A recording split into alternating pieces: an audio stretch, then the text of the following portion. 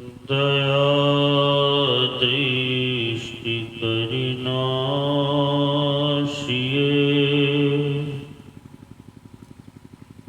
मेरो भूल अरु चूक हरो तीक्ष्ण बुद्धि मोरी नाथ पानी जोड़ी कहूँ को सकल भूल नाशक प्रभु सत्य गुरु परम कृपाल नमो कंज पद युग पकड़ी तुम प्रभु न जय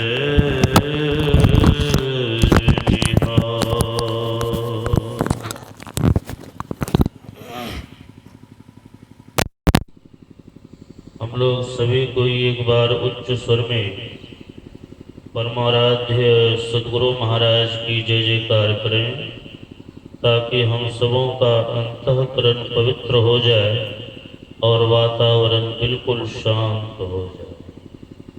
बोलिए श्री सद्गुरु महाराज की। कुछ कसर रह गया, एक बार और श्री सद्गुरु महाराज की, श्री सद्गुरु महाराज की जय।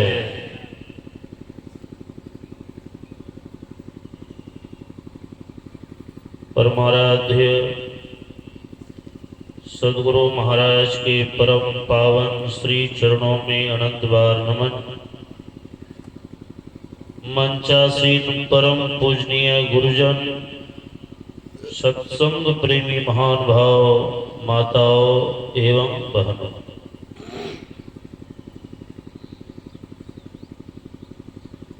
किसी भक्त कवि ने बड़ा ही सुंदर कहा है, जमाने में उसने बड़ी बात कर ली, जमाने में उसने बड़ी बात कर ली जिन्होंने अपने आप से मुलाकात कर ली। यह 2 दिवसीय संतमत सत्संग का विराट आयोजन ज्ञान योग युक्त ईश्वर भक्ति का संदेश देने के लिए रखा गया है। अपने आप का ज्ञान कैसे हो, अपने आप को जानने वाले कौन हैं? इस मनुष्य शरीर का 2 पार्ट है।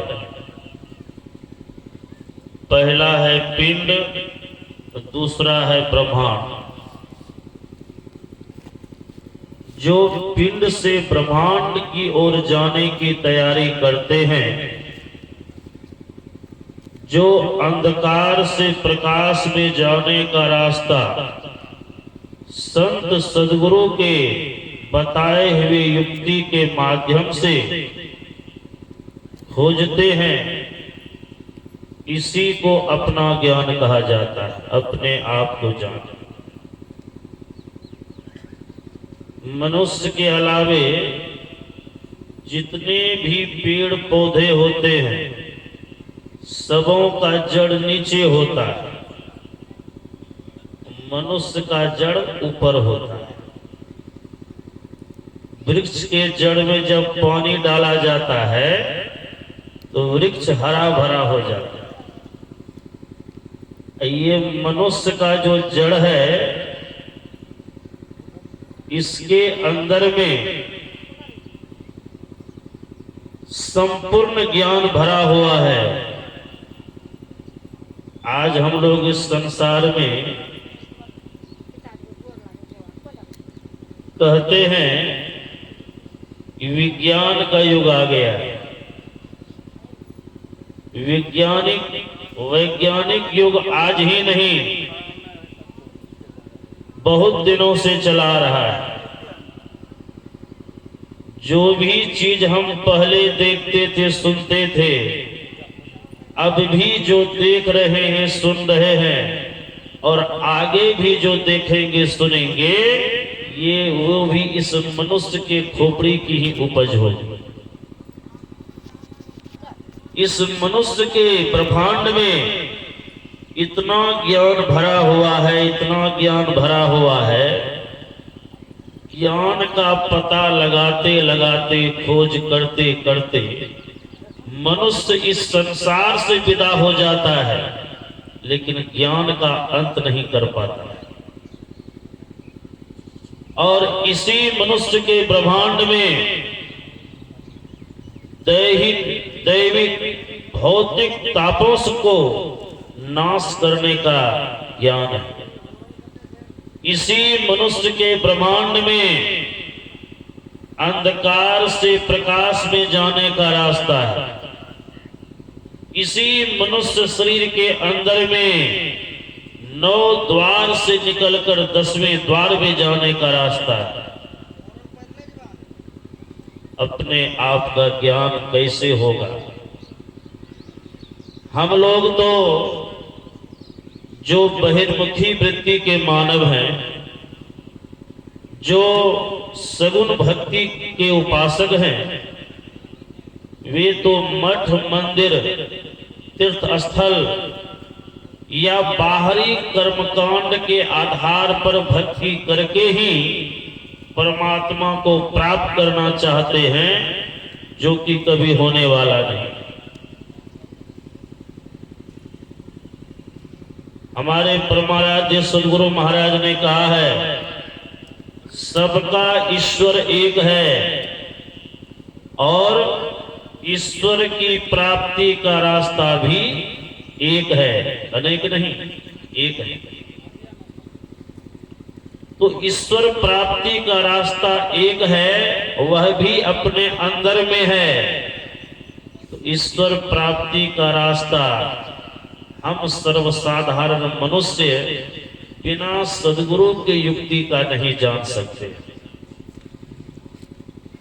ईश्वर ने बहुत बड़ी कृपा की है कि मनुष्य का शरीर दे करके संसार में भेजा। इस मनुष्य के शरीर में ईश्वर प्राप्ति का साधन है, ये सारी सुविधाएं दे करके भेजा, लेकिन अज्ञानी बनाकर, अनजान बना। इसीलिए तो परम भक्त सहजोबाई ने कहा कि हरि ने जन्म दियो जग माही, गुरु ने आवागमन छुटाया। ईश्वर ने ये देव दुर्लभ मनुष्य का शरीर दे करके संसार में भेजा, लेकिन उस आवागमन से हम मुक्त कैसे होंगे? इस ज्ञान से अनजान बना करके भेजा। हम कैसे अनजान बने हुए हैं? सब शक्ति है, लेकिन अज्ञानी बने हुए हैं, अनजान बने हुए हैं। हनुमान जी जब अपने बाल्यावस्था में थे, तो वे तो अवतारी पुरुष थे, पवन पुत्र थे, उनके अंदर में दैविक शक्ति थी, लेकिन अपने बाल्यावस्था में वो अपने दैविक शक्ति का उपयोग नहीं, अनुपयोग किया करते थे। कहाँ शक्ति का उपयोग करना चाहिए, इस बात से वे अनभिज्ञ थे। साधारण मानवों की तो बात छोड़ दें, ऋषि मुनियों को भी हनुमान जी परेशान करते रहते थे। एक बार की बात है, अपने दैविक शक्ति का प्रयोग करने के लिए उन्होंने क्या किया, एक बड़े सिद्ध महापुरुष ध्यान में बैठे हुए और अपनी बचपना वाली बुद्धि के कारण हनुमान जी ने नीचे में हाथ लगाया, ले करके बहुत ऊपर चले और ऊपर ले जा करके हाथ को हटाया। क्या होगा?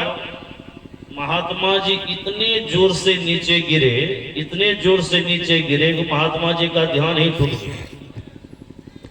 ध्यान टूट गया और जब आंख खुली तो देखते हैं सामने एक बालक खड़ा है। गिरने के बाद हनुमान जी बहुत मजे ले रहे हैं, बहुत जोर जोर से हंस रहे हैं। अपना अपमान होता हुआ देख करके उस सिद्ध महात्मा जी को बड़ा क्रोध आ गया।